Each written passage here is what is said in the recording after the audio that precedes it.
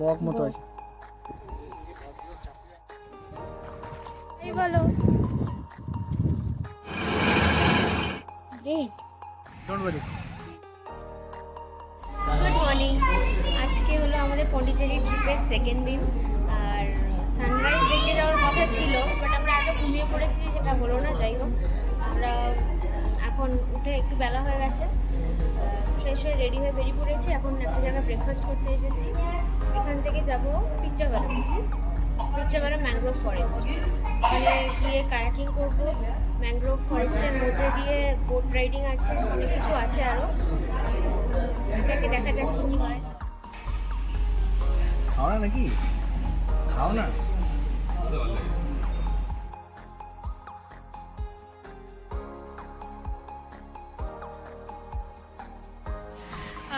পিচ্চাপাড়ামের দিকে যাওয়া হচ্ছে। প্রচণ্ড রোদ, গরম, অনেকক্ষণ ধরে ট্রাভেল করছি। এখনও প্রায় 33 কিলোমিটার যেতে হবে। তো আর একটুও কেন জানি না রোদটা পড়ছে না, বৃষ্টি হওয়ার কথা ছিল তাও হচ্ছে না।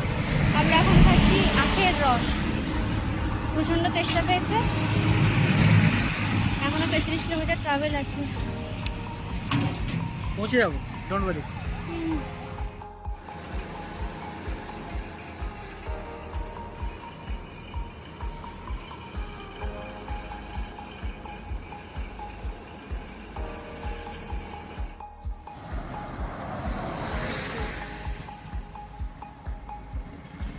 Thank you.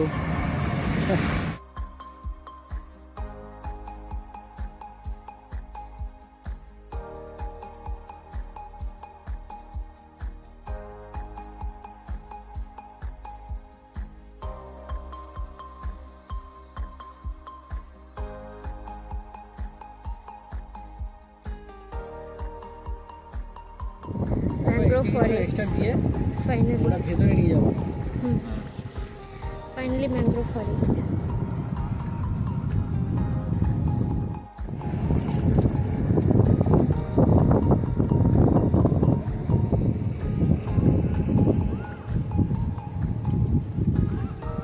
আর অনেকগুলো বোট আছে।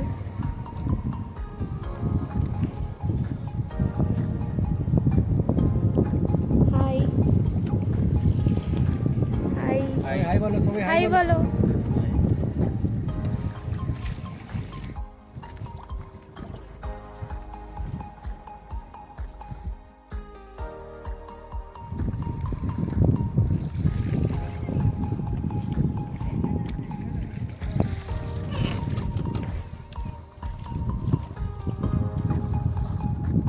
তুমি দেখতে পাচ্ছ ম্যানগ্রোভ? দেখো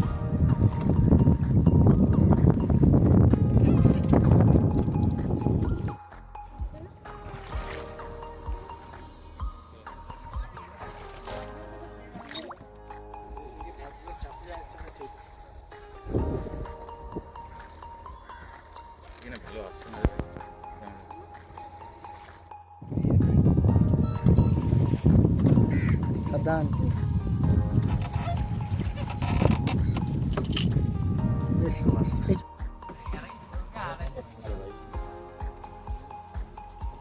এই জায়গাগুলোর দাও, মানে ভিডিওটা নি, এই জায়গাগুলো খুব ভালো আসছে।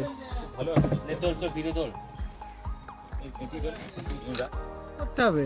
ওই দেখো একটা বক মতো আছে। সামনে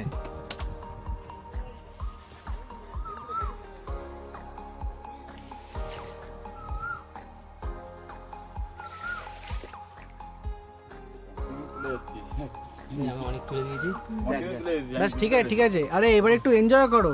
না, আমি ওইটা নিয়ে পোজ দেবো।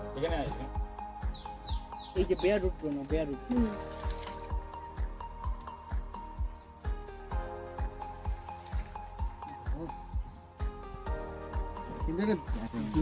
তাহলে আর আমাদের যে মোটর বোটের ব্যাপারটা দরকার ছিল না, যার জন্য এসেছি আমরা পেয়ে গেছি। তো লোককে জপানো। ম্যানগ্রোভ ফরেস্টের মধ্যে দিয়ে বোট রাইডিংটা কমপ্লিট করে আমরা লাঞ্চ সেরে আবার পন্ডিচেরিতে হোটেলে ফিরে গিয়েছিলাম 76 কিলোমিটার ট্রাভেল করে।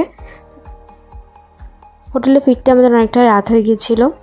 তো যাই হোক, সেকেন্ড দিনটা এভাবেই আমরা কমপ্লিট করেছিলাম। সেকেন্ড দিনের ব্লগটা এখানেই শেষ হলো। দেখা হচ্ছে থার্ড দিনের ব্লগ নিয়ে খুব তাড়াতাড়ি। Till then by.